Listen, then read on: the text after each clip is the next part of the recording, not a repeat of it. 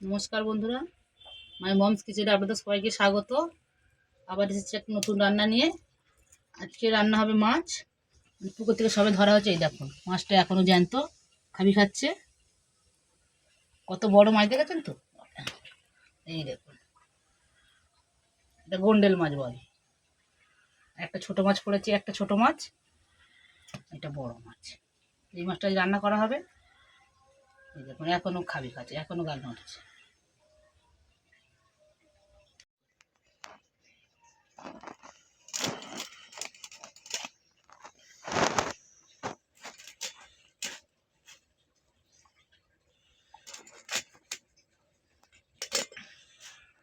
বড় আঁশটাই মাছটা।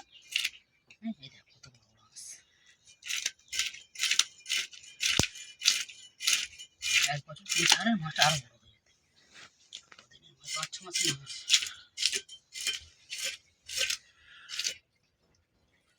দেখুন, আঁশ ছাড়িয়ে নিয়েছি। এটা কাটবো, পিস করবো। তুমি এই দিয়ে কেটে নিও।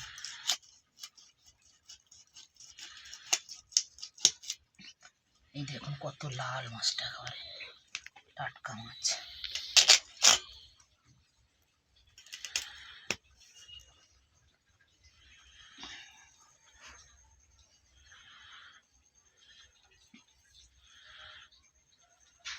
বুঝতে পারছেন কেমন কাটবে।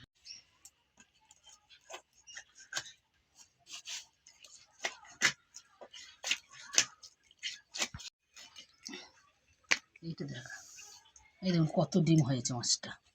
হ্যাঁ, ডিম দেখো, পিস হয়েছে মাছটা।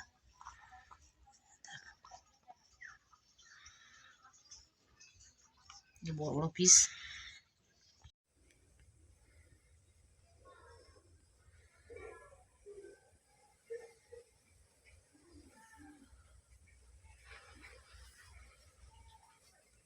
রান্না হয়ে গেছে।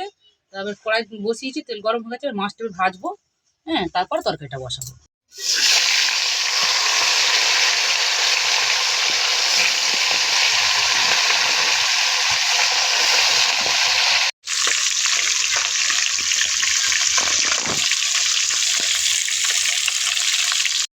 মাছ ভাজা হয়ে গেছে, আমরা তরকারি বসাবো। প্রথমে দেবো 5 ফোড়ন।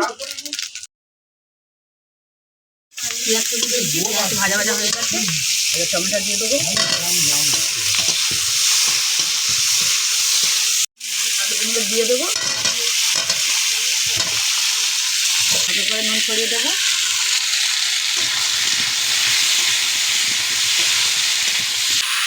আদা জিরে দিয়ে দেবো।